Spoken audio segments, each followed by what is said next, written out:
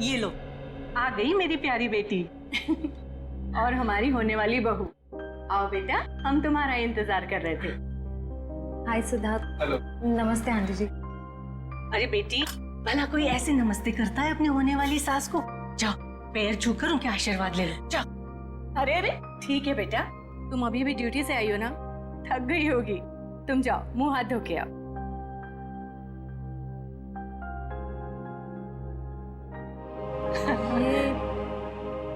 ये सब हमने तुम्हारी और सिद्धार्थ की सगाई का दिन तय कर दिया है।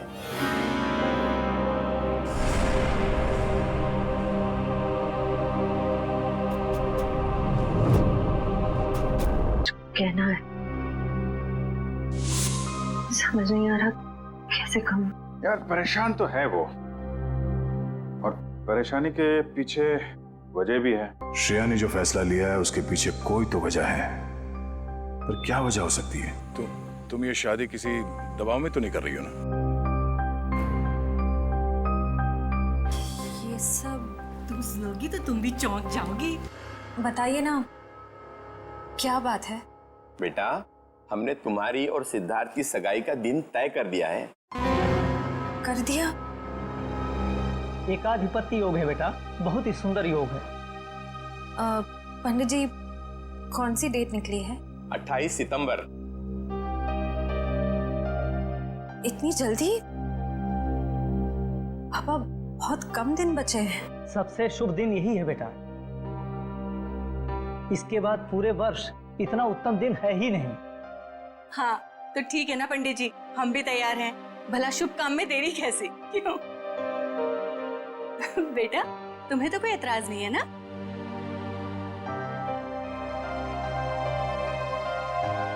Excuse me. देखा, शर्मा गई। हाँ, तो हम तारीख पक्की समझे ना? हाँ हाँ। अल्पा, अरे मुंह क्या देख रही है? मुंह मीठा कराओ संदन जी। हाँ हाँ, क्यों नहीं, अभी लाई।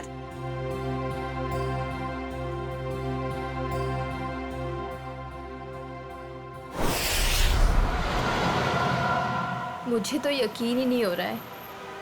अब मेरा मतलब, हम इतने दिनों बाद एक साथ शहर से दूर छुट्टियां मनाने जा रहे हैं। हमारी शादी की सालगिरह के लिए इससे बेहतर गिफ्ट और कोई हो ही नहीं सकता था। तुम्हारे लिए एक सरप्राइज और था। सरप्राइज? क्या सरप्राइज है? बताओ बताओ ना, क्या सरप्राइज है शेखर? अरे आराम से, अरे आराम से, अरे गाड़ी ठुक जाएगी। वाओ, बहुत सुंदर है।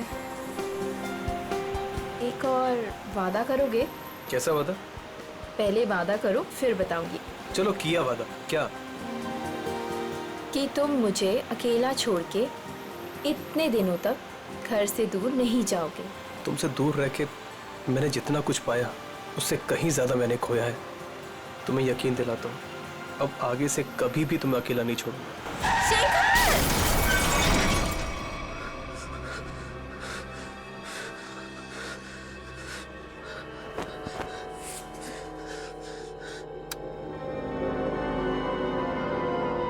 निशा,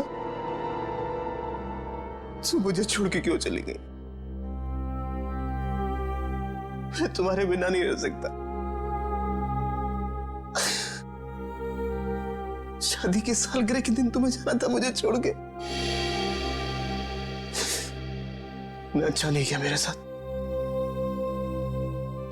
मैं तो तुम्हें सारी खुशियां देना चाहता था, और तुम मुझे छोड़ के चली। शेखर,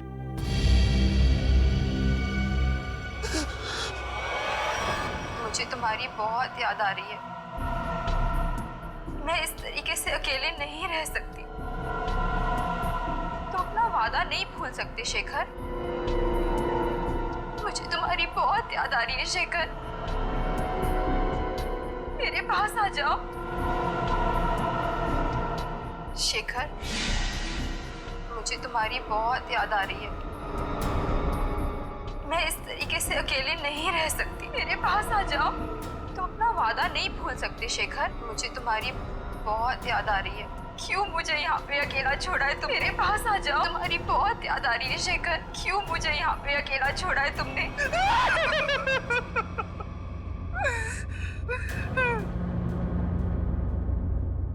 मेरे पास आओ शेखर,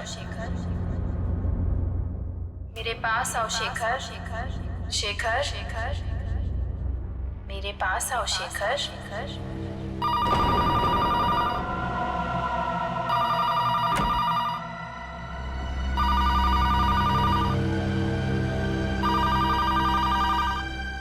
शेखर, शेखर, मुझे तुम्हारी बहुत याद आ रही है। मैं इस तरीके से अकेले नहीं रह सकती। कहाँ हो तुम? कहाँ हो? मैं यहाँ हूँ शेखर, आओ मेरे पास। निशा तुम?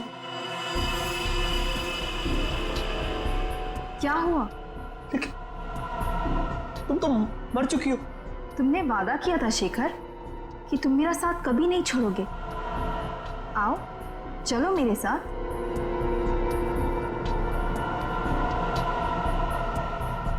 आओ शेखर, चलो। रुको निशा, चलो शेखर, आओ। रुको निशा, रुको, रुको, निशा, रुको, निशा, निशा।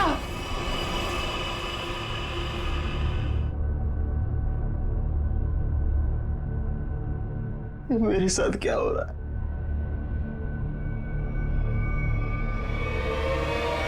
निशा!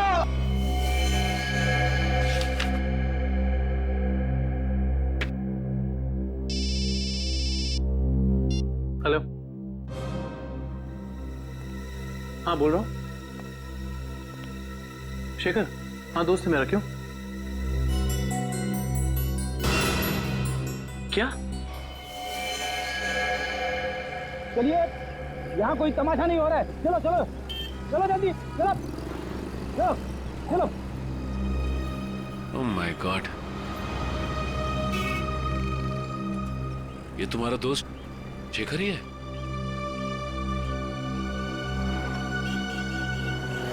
ले जाओ इन्हें। अच्छा ये बताइए कि एक्सीडेंट होते हुए आप में से किसने देखा? हाँ? जी साहब, मैंने देखा। क्या हुआ था यहाँ पर? देखिए साहब, टेम्पो वाले की कोई गलती नहीं है। टेम्पो वाले की बड़ी तरफदारी कर रहे हो तुम? क्या नाम है तुम्हारा? जी मेरा नाम अविनाश है और जो सच है वही बता रहा हूँ साहब। मतलब ये एक एक्सीडेंट था? सर ऐसा भी नहीं है। तो फिर? सर वो चलते चलते किसी के साथ अजीबोगरीब बात कर रहा था। हाँ, मैं तुम्हें अकेला नहीं छोड़ सकता। अरे मैं सच कह रहा हूँ कसम से। तुम बिल्कुल परेशान मत, बिल्कुल नहीं। मेरी बात सुनो, तुम बिल्कुल परेशान मत हो। हाँ, क्या प्रॉब्लम है? मैं तैयार हूँ। तुम बिल्कुल घबरा, मैं आ रहा हूँ भाई साहब, मैं आ रहा हूँ। तुम बिल्कुल घबराओ मत भाई साहब। आपकी तबीयत ठीक नहीं है क्या? पहुँचने वाला हूँ। हाँ, अगर सुनिए ना, अगर आप चाहे तो मैं आपके घर वालों को बुला सकता हूँ। मैं आ रहा हूँ। तुम भाई साहब सुनिए, तुम छोड़ना यार, लगता है कोई पागल है।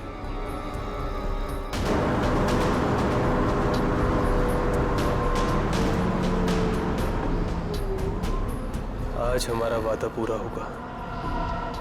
अब तुम अकेली नहीं रहोगी।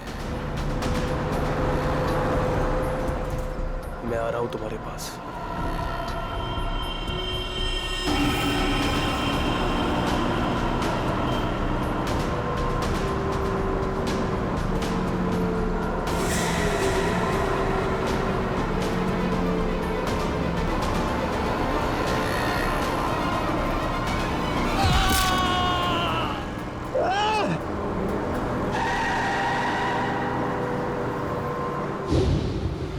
मतलब शेखर ने आत्महत्या की है? ऐसा नहीं हो सकता सचिन। अभी कुछ दिन पहले ही शेखर की पत्नी की मौत हुई है कार एक्सीडेंट में। कार एक्सीडेंट में? शायद अपनी वाइफ की मौत की वजह से शेखर बड़ा डिप्रेस हो गया होगा और इसीलिए उसने अपनी जान दे दी होगी। नहीं, वो इतना कमजोर नहीं था कि। शायद मैं समझ सकता हूँ तुम्हारी फीलिंग्स। वो तुम्हारा दोस्त था, लेकिन इन लोगों ने उसे मोबाइल पे बात करते हुए देखा, गाड़ी के सामने कूदते हुए देखा। हाँ, फोन पर तो बात कर रहा था, अजीब अजीब तरीके से। मैं आ रहा हूं, मैं तुम्हें बचा लूंगा, मैं तुम्हारे साथ रहूंगा, मगर किससे? किसी से नहीं सर। आज सुबह से शेखर ने ना ही किसी से बात की है और ना ही उसे किसी का फोन आया था। तो फिर बात कर किससे रहा था? पता नहीं सचिन, पर मुझे नहीं लगता कि आत्महत्या है। ये शेखर रहता कहाँ है? वो वापस आ गई। कहाँ हो तुम? मैं अकेला हूँ। It was my fault. She's back. She's in danger. मैं तुम्हें अकेला छोड़ के नहीं जा सकता। I'm alone without you. हम जल्दी मिलेंगे। क्या है ये सब? ऐसा लगता है शेखर की दिमागी हालत पूरी तरह से बिगड़ चुकी थी। क्या मतलब हो सकता है ये सब लिखने का? तुम वापस आ गई, मैंने तुम्हें ढूंढ लिया है। He is back. तो जिन लोगों ने शेखर का एक्सीडेंट होते हुए देखा था, उनका कहना है कि गाड़ी के आगे कूदने से पहले शेखर फोन पर ऐसी बातें कर रहा था जैसे यहाँ पर लिखा। निशा की मौत के बाद शेखर परेशान तो जरूर था, लेकिन इस तरीके की हरकतें करने लगा था इसका मुझे अंदाजा नहीं था। सर, ये मोहन है, शेखर जी के पड़ोसी। तो मोहन, ये बताओ कि क्या तुम्हें कभी महसूस हुआ कि निशा की मौत के बाद शेखर के बर्ताव में कुछ बदलाव आ गया? निशा भाभी के जाने के बाद शेखर भाई साहब बहुत गुमसुम हो गए। यहाँ तक कि उन्होंने घर से बाहर निकलना भी छोड़ दिया था, हमसे बात भी नहीं करते थे। हाँ सर, कभी कभी रात में जोर जोर से निशा निशा कहकर चीखते थे और बहुत तेज आवाज में वीडियो देखते थे। ठीक है, थैंक यू मोहन। आप जा सकते हैं, लेकिन अगर दोबारा जरूरत पड़ेगी तो हम आपको कांटेक्ट करेंगे।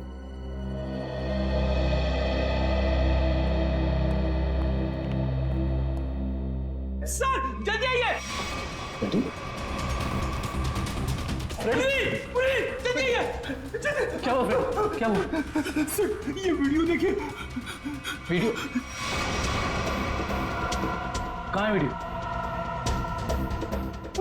सर वीडियो है सर, कुछ डरावना वीडियो है। पूर्वी प्ले करो। शेखर, मुझे तुम्हारी बहुत याद आ रही है। मैं इस तरीके से अकेले नहीं रह सकती। तुम अपना वादा नहीं भूल सकते शेखर।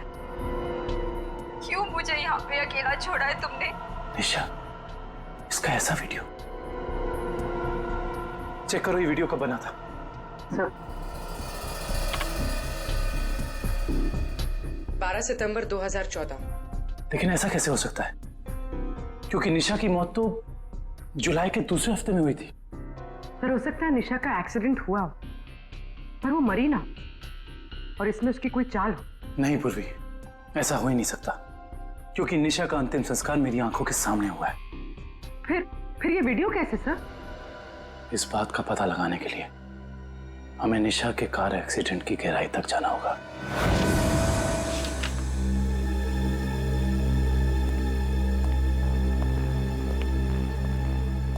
सर ये तो कंफर्म है कि इस वीडियो में ये असली निशा ही है, ना कि उसकी कोई हमशक्ल।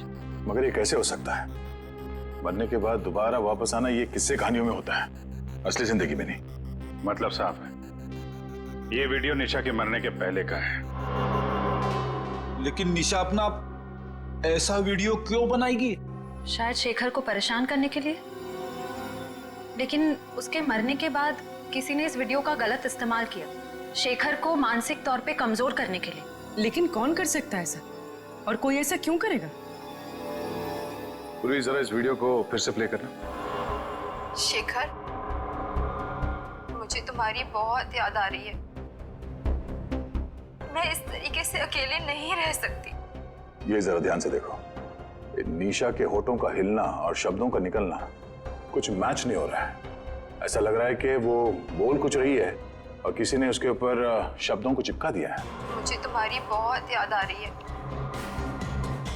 मैं इस तरीके से अकेले नहीं रह सकती। हाँ, लगता है किसी प्रोफेशनल डबिंग आर्टिस्ट ने हूबहू निशा की आवाज निकाली है, जिससे शेखर धोखा खा गया है। जरा एक बार फिर से प्ले करना। मुझे तुम्हारी बहुत याद आ रही है। मैं इस तरीके से अकेले नहीं रह सकती। पॉज। ये देखा? ये तो दीवार है। नहीं, दीवार पे कुछ लिखा है। वो भी जरा जूम करो। ये पेंटिंग का निचला हिस्सा, इस पे ये उस कलाकार का सिग्नेचर है जिसने ये पेंटिंग बनाई है। सर ये तो काफी जाने माने कलाकार है, मेरे पास भी इनकी एक पेंटिंग है। तो अब ये पता करना होगा कि पेंटिंग किस दीवार पे टंगी है और खरीदा किसने इसे। मकरन जी से मिलना पड़ेगा, वही बताएंगे ये पेंटिंग उन्होंने बेची किसको है। शेखर ने किसी किस्म का कोई जहर, कोई केमिकल नहीं खाया है। इसकी मौत एक्सीडेंट से ही हुई है। डॉक्टर साहब, शेखर की गाड़ी जिसमें एक्सीडेंट हुआ, उससे कुछ पता चला? पता तो चला है, और जो पता चला है वो काफी इंटरेस्टिंग है। आप बताता हूं।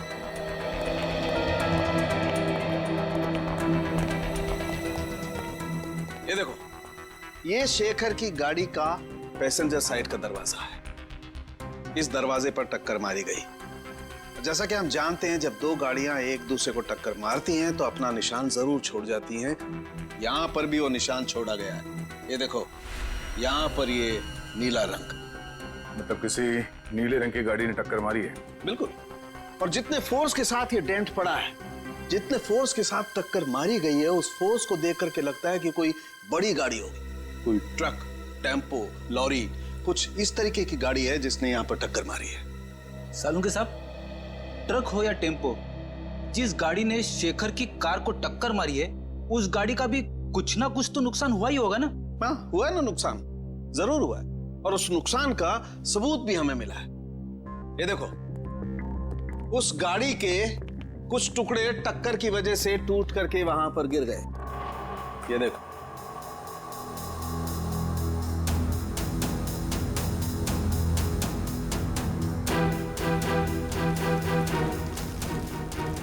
ये तो गाड़ी का लोगो लगता है।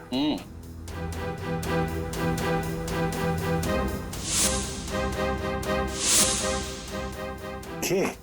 सर, शायद बीच का अक्षर गायब है। सर मैंने ये लोगो पहले कहीं देखा है।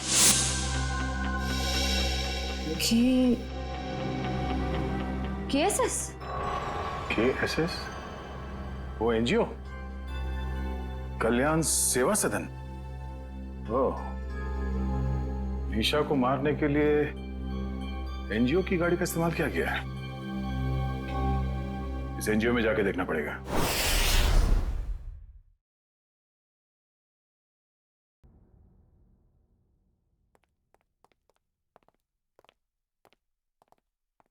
मिस्टर मकरन जी, कहिए। हम लोग सीआईडी से एक केस के सिलसिले में आए। मेरे पास मगर मेरा किसी केस से क्या लेना देना है? फिर भी कहिए, मैं क्या मदद कर सकता हूँ आप लोगों की? मकरन जी, हमें आपसे कुछ सवालों के जवाब जानने हैं। जरूर, खुशी होगी मुझे आप लोगों की मदद करके। पूछिए, क्या जानना चाहते हैं आप लोग? देखिए मकरन जी, हम एक ऐसे आदमी के बारे में जानना चाहते हैं जिसने आपसे पेंटिंग खरीदी। वो पेंटिंग है आपके पास? देखिए, पेंटिंग के बारे में तो हमें ज्यादा कुछ नहीं मालूम, लेकिन एक वीडियो फुटेज से पेंटिंग का ये हिस्सा मिला हमें। यहाँ पे आपके सिग्नेचर्स हैं, ये देखिए।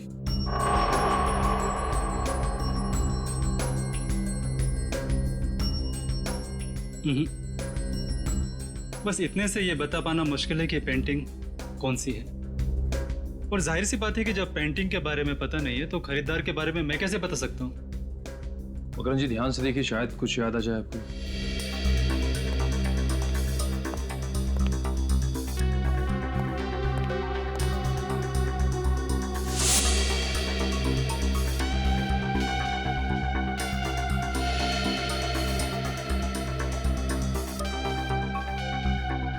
मकरन जी, ये बताइए कि आपने अपनी सभी पेंटिंग्स में पेंटिंग की बाईं तरफ सिग्नेचर किया है, जबकि इस पेंटिंग में आपने यहां दाईं तरफ सिग्नेचर किया है। इसकी कोई खास वजह?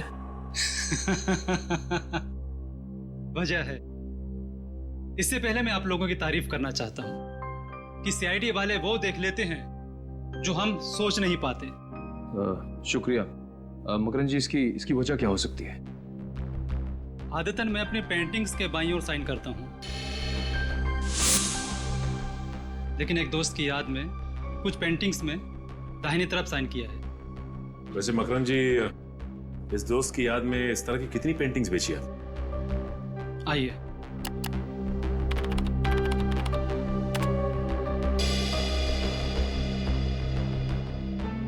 तीस पेंटिंग्स बेची है, लेकिन आपकी पेंटिंग किसने खरीदी ये बता पाना मुश्किल है।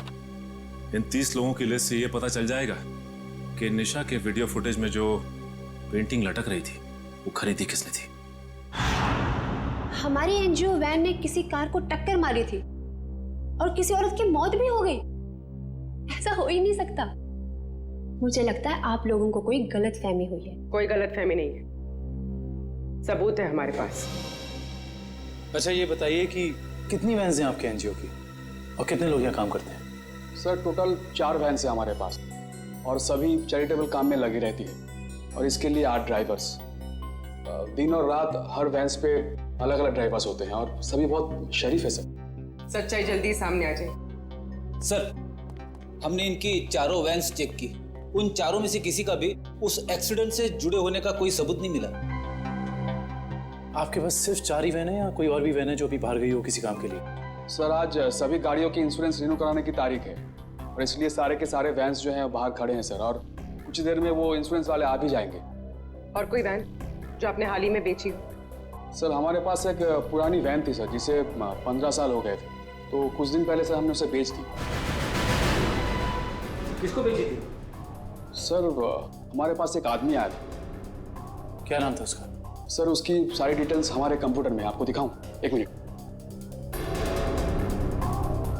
सर मुझे किसी जरूरी काम के लिए जाना है, अशोक आपकी मदद करेगा। Can I? Sure. Thank you.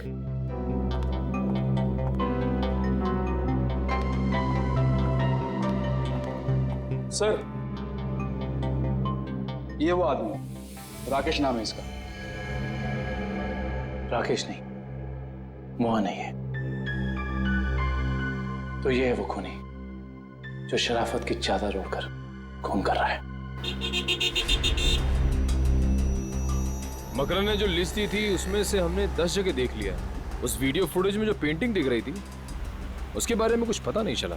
सब्र करो निखिल, हो सकता है हमें 10-12 जगह और देखना पड़ जाए।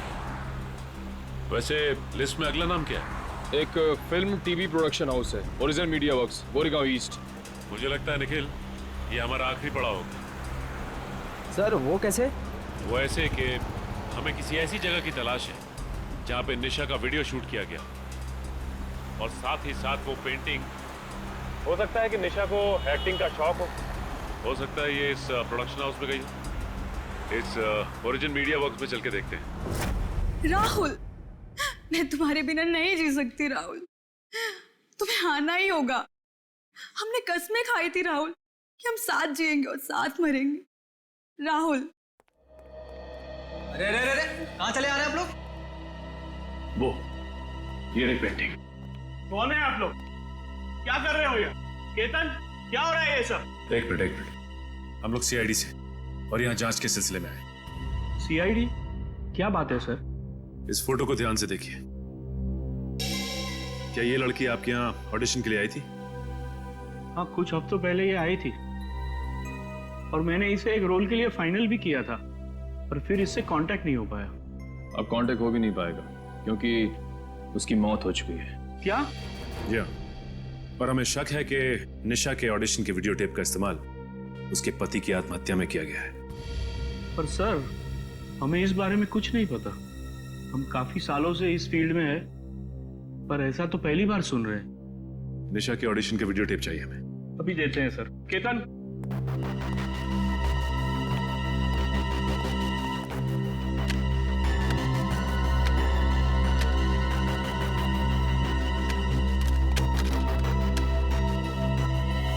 ये क्या हो गया? निशा की सीडी गायब है।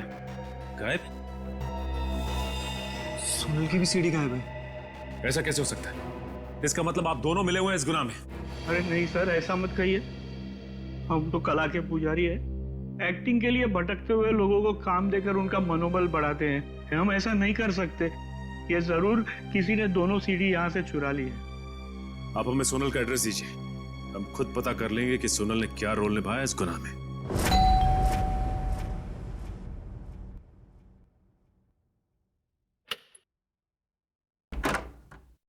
जी कहिए। जी हम लोग सीआईडी से सोनल से मिलना चाहते हैं। आइए।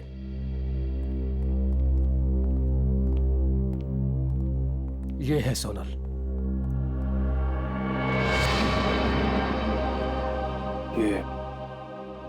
ये कैसे हो गया? क्या बताऊं सर, उसकी कार का एक्सीडेंट हो गया था कुछ हफ्ते पहले। और ये सोनल के पति हैं क्या? जी हाँ, विनय। सोनल की मौत के बाद उनकी दिमागी हालत ठीक नहीं रही है और अक्सर फोन करके कहा करता था कि सोनल आ रही है, सोनल बात करना चाहती है, पता नहीं और क्या क्या। और कुछ दिन पहले उसने आत्महत्या कर ली। जी नहीं, उन्होंने आत्महत्या नहीं की, बल्कि उनका खून हुआ है। ये खूनी बहुत ही शातिर है, उसने खून को आत्महत्या बनाने की कोशिश की है। अच्छा ये बताइए कि विनय ने कभी आपसे कहा था कि सोनल उसे टीवी या फिर कंप्यूटर में दिखाई देती? हाँ, उसकी मौत के 2 दिन पहले। और ये विनय काम क्या करते थे? जी वो डॉक्टर थे। डॉक्टर? विनय एक डॉक्टर था और ये शेखर एक रिसर्च केमिस्ट? सर दोनों के दोनों मेडिकल फील्ड में थे। वैसे आप कौन? मैं सोनल का चाचा। क्या आप बता सकते हैं कि विनय किसी शेखर नाम के आदमी को जानते थे क्या? पता नहीं सर, वैसे भी विनय अपनी निजी जिंदगी के बारे में कम ही बात करता था। दोनों एक दूसरे को तो जरूर जानते होंगे, वरना दोनों की मौत बिल्कुल एक ही जैसे कैसे हो सकती है? एक काम करते हैं, घर की तलाशी अच्छी तरह से लेते हैं, देखते क्या मिलता है।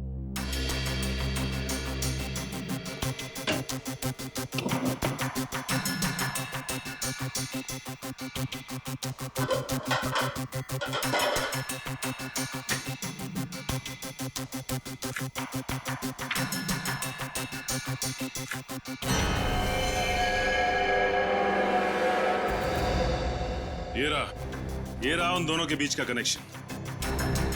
ये देखो निखिल, शेखर के घर से हमें जो फोटो मिली थी उसमें शेखर इस बिल्डिंग के सामने खड़ा था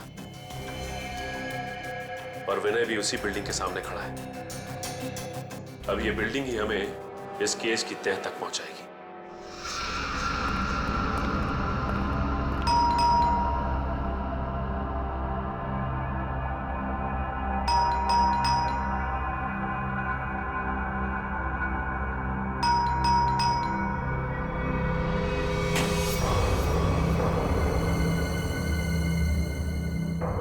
मोहन, मोहन, मोहन, मोहन। ऐसा लगता है घर पे कोई नहीं है। चलो। अंदर कोई है?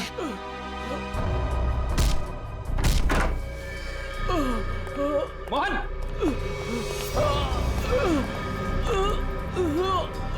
लाइट लगाओ। चेक करो, घर में फर्स्ट एड बॉक्स है। एम्बुलेंस को फोन करो। घबराइए मत, कुछ नहीं होगा आपको। किसने किया ऐसा? पता नहीं। हाँ बोल। एक आदमी था, अचानक मेरे घर में घुस गया और उससे पहले मैं कुछ समझ पाता, उसने मेरे को भी गोली चला दी। मगर वो तुम्हें क्यों मारना चाहता था? उस दिन रात को जब मैं अपने घर से बाहर निकला था तो वो शेखर के घर के बाहर सब मंडराते हुए मैंने देख लिया था। उसको देखते ही मुझे शक हो गया, वो मुझे वहां से देखते हुए चला गया। तुम वो कौन? और ये मोहन कहाँ है? मैं ही मोहन हूँ। क्या आप कौन हैं? जी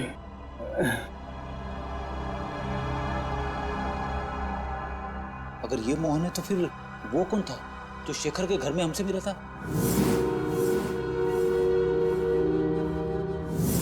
वो हमलावर ही था। जब उसने इस मोहन पर गोली चलाई होगी तभी उसी वक्त विक्रम और मयूर ने दरवाजा खटखटा दिया होगा और वो उनके साथ मोहन बन के आ गया। तो मतलब सबूत मिटाने के लिए उसने इस मोहन पर गोली चलाई थी। मुजरिम हमारे सामने था मगर हम उसे पकड़ नहीं पाए। सर हाँ मैं आपको कुछ बताना चाहता हूँ। बोलो बोलो बोलो। इससे पहले मैं सोचा था वो किसी से फोन पे बात कर रहा था और कह रहा था कि मैं बहुत जल्द कांजूर पहुंचाऊंगा।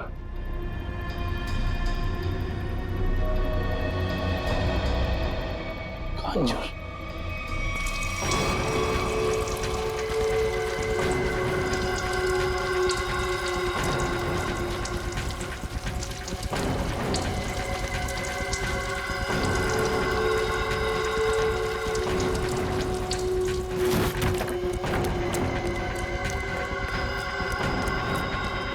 भैया यस बॉस। मैं पेट्रोल ठीक से डाला कि नहीं? Yes boss. जाओ गाड़ी में बैठो।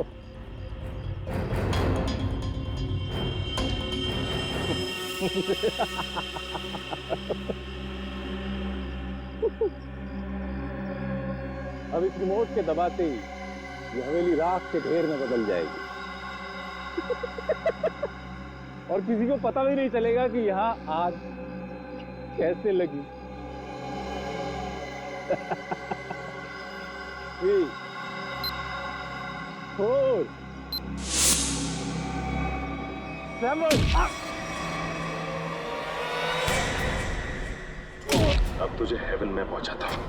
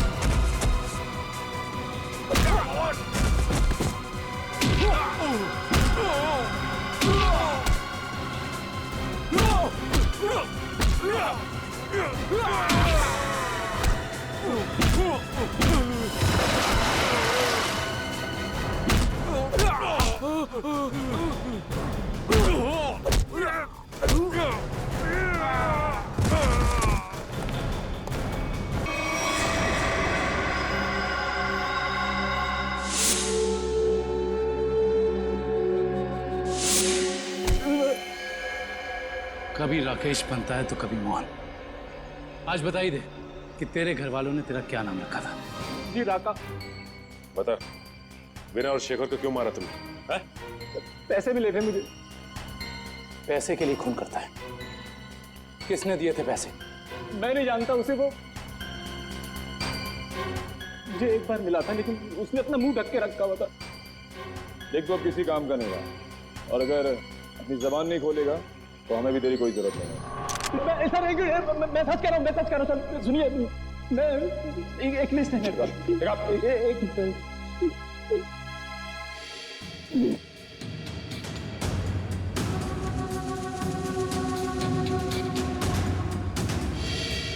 इस लिस्ट में विनय शेखर के साथ साथ और भी कुछ लोगों का नाम है। Doctor Arun, doctor Rahul. Doctor Rahul? कहीं ये वही डॉक्टर राहुल तो नहीं जिनकी मौत कुछ दिन पहले एक्सीडेंट में हो गई थी? इसका मतलब एक ही तरह के पेशे वाले लोगों की मौत हो रही है एक्सीडेंट से। ये बता के ये लिस्ट तुझे किसने दी? उसने जिसने तुझे पैसे दिए? हाँ? जी। देख, सीधी तरीके से उसके बारे में बता दे, वरना इन सारे खूनों का इल्जाम तेरे सर पे चढ़ेगा और वो वहां आजाद घूमता रहेगा। मैं सच कह रहा हूँ सर, मैं उसे जानता नहीं, उसका नाम भी नहीं जानता। वो थोड़ा लंगड़ा के चलता था। और हाँ सर, वो जब उसने मुझे पैसे दिए थे तो उसके दाहिने हाथ पे जले हुए का निशान था। देखिए साहब, टेम्पो वाले की कोई गलती नहीं है। तो फिर सर वो चलते चलते किसी के साथ अजीबोगरीब बात कर रहा था। कहीं वो आदमी अविनाशी तो नहीं जो शेखर के एक्सीडेंट वाली जगह पे हमसे बातचीत करा? उसका हाथ भी जला हुआ और वो वहां शेखर की मौत का नजारा देखने के लिए खड़ा था। हाँ, और ये भी साबित करने की कोशिश कर रहा था कि मौत एक्सीडेंट नहीं बल्कि आत्महत्या है, जिससे शेखर की मौत पर कोई जांच ना हो। सर इसका मतलब उन डॉक्टर्स को मारने का कॉन्ट्रैक्ट अविनाश ने दिया था। देखते हैं ये अविनाश किस बिल में जाकर बैठा है। हाँ हाँ, जो भेजा मिल गया आपको? बताइए क्या लिखा है? ठीक है, हर check post, airport, bus stop, railway station, हर जगह सिक्योरिटी बढ़ा दो। वो शहर से बाहर नहीं निकलना चाहिए। ओके ठीक है। निखिल अविनाश की फोटो सबको भेज दी है? हाँ सर भेज दिया है, यहाँ तक कि उसकी फोटो सारे खबरियों तक पहुँच गई है। वो शहर छोड़ के भाग नहीं पाएगा। और उसकी कार का कुछ पता चला? नहीं सर, जब हमारी दूसरी टीम उसके घर गई थी तो घर खाली था, उसकी कार भी गायब थी। इसका मतलब अपनी कार से ही भागा है वो? क्या पता, अब तक वो शहर से बाहर ही ना निकल गया हो। Hello, okay thank you. क्या हुआ श्रेया? सर अविनाश की गाड़ी तिलोक नगर में देखी गई है। तिलोक नगर? वो रास्ता तो शहर से बाहर की तरफ जाता है। जरूर वो भागने की फिराक में। उन्हें किसी भी हाल में निकलने नहीं देना है। छोड़ दीजिए मुझे, जाने दीजिए। मैं कसम खाता हूँ मैं किसी से कुछ नहीं कहूंगा। जिंदा रहेगा तो कहेगा ना? हाँ? मैं देश छोड़कर चला जाऊंगा। मैं अपने बारे में किसी से कुछ नहीं कहूंगा और खुनी तवा के बारे में भी किसी से कुछ नहीं कहूंगा। मुझे मत मारो। मरना तो तुझे पड़ेगा, इसलिए तो तू यहाँ पड़ा था। अपनी जान को बिना फिक्र किए हुए शेखर की जान बचाने चला। हाँ? तेरी मौत मेरे हाथों लिखी है, सिर्फ मेरे हाथों। मरना तो तुझे पड़ेगा, इसलिए तो तू यहाँ पड़ा था। अपनी जान को बिना फिक्र किए हुए शेखर की जान बचाने चला। हाँ? तेरी मौत मेरे हाथों लिखी है, सिर्फ मेरे हाथों।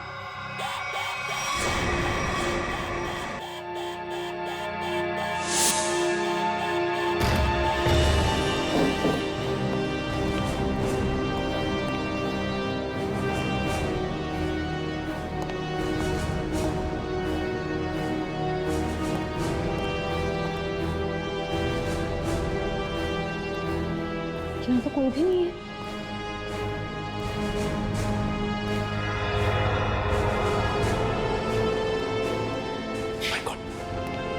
अविनाश तू?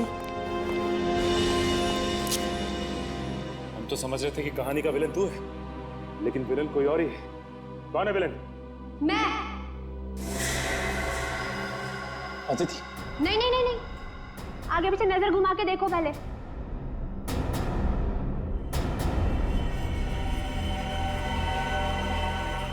पकड़ो इन लोगों को।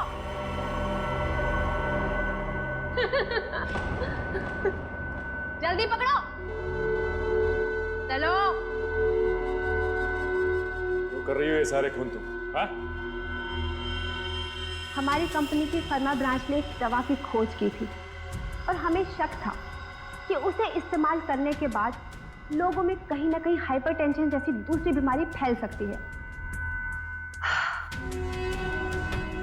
और हम लास्ट स्टेज पर थे और फिर हमने अपने ही फील्ड के लोगों से जांच के लिए उनसे कांटेक्ट किया। तो फिर उन सबका खून क्यों? उन्होंने रिपोर्ट दी कि इस दवा को इस्तेमाल करने के बाद लोग ठीक तो हो सकते हैं, लेकिन 5-10 साल के बाद उन्हें कैंसर जैसा रोग लग सकता है और मुझे किसी भी हालत में इस दवा को लॉन्च करना था, ये जानते हुए भी कि वो दवाई नहीं दीमक है। मेरे करोड़ों रुपए डूब चुके थे, अब मैं पीछे नहीं हट सकती थी। इसलिए दवा लॉन्च करने से पहले मुझे उन 10 लोगों को ठिकाने पर लगाना था। और इसीलिए तुमने अपना खूनी खेल शुरू कर दिया, और वो भी कुछ इस तरह से कि वो आत्महत्या लगे। क्योंकि मैं नहीं चाहती थी कि इनके केस की जांच हो और मुझ पर कोई शक करे। लेकिन अविनाश को मारने में तुम कामयाब नहीं हो पाई, है ना? मैंने अविनाश को पहले से ही जानबूझकर छोड़ रखा था, क्योंकि वो समझ गया था कि उसके ग्रुप के लोग लगातार मारे जा रहे हैं और वो छुप गया। लेकिन जब वो शेखर को समझाने गया फिर मेरी निगाह उस पर गई। और तुमने सोचा राका के जरिए तुम सारा इल्जाम अविनाश पर डाल दोगे? हाँ, ताकि जब अविनाश मर जाता सबको यही लगता कि ये खून करके फरार हो गया। और शेखर के घर में निशा की आत्मा का खेल क्या था? होलोग्राम और कुछ भी नहीं, लाइट से बनी 3D आकृति। शेखर इसलिए धोखा खा गया क्योंकि हमने उसके दिमाग में भर दिया था कि निशा वापस आ गई है। अपनी जानकारी का जितना गलत इस्तेमाल करना था तुम कर चुकी।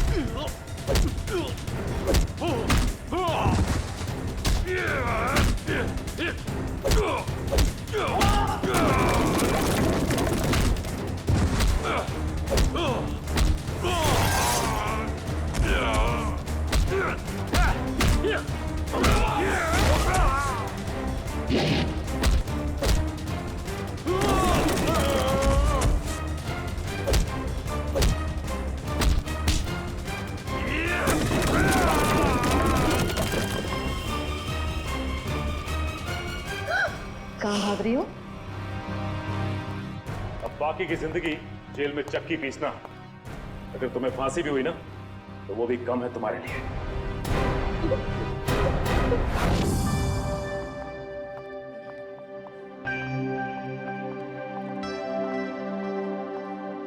श्रेया, आ गए तुम दोनों?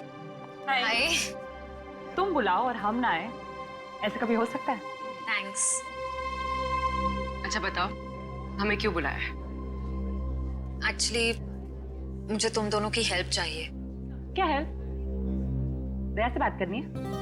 तारिका प्लीज, मैं बीती बातें भूल चुकी हूँ। अब मुझे सिर्फ अपनी आने वाली जिंदगी पर कंसंट्रेट करना है। दया सर के बारे में बात नहीं करते हैं। ओके। श्रेया, जब तुम बीती बातें भूल चुकी हो तो दया सर के बारे में बात करने से तुम्हें इतनी तकलीफ क्यों हो रही है?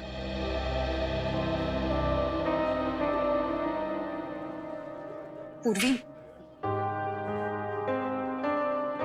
मैंने तुम दोनों को ये बताने के लिए बुलाया है कि मेरे और सिद्धार्थ की सगाई की डेट फिक्स हो गई है।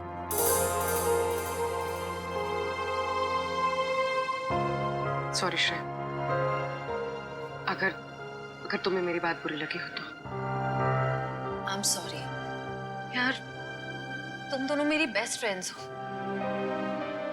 पर इस वक्त मैं सिर्फ अपने दिमाग की सुनना चाहती हूँ। अपने दिल के करीब जाने से भी मुझे बहुत डर लगता है।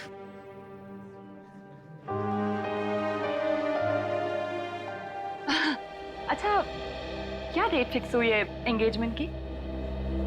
28 सितंबर। 28 सितंबर? इतनी जल्दी? आई नो, टाइम बहुत कम है और बहुत सारी तैयारियां करनी है। मैं निकलती हूँ गाइस। डोंट वरी श्रेया, सब ठीक हो जाएगा। थैंक यू, बाद में बात करते हैं। Thanks for coming.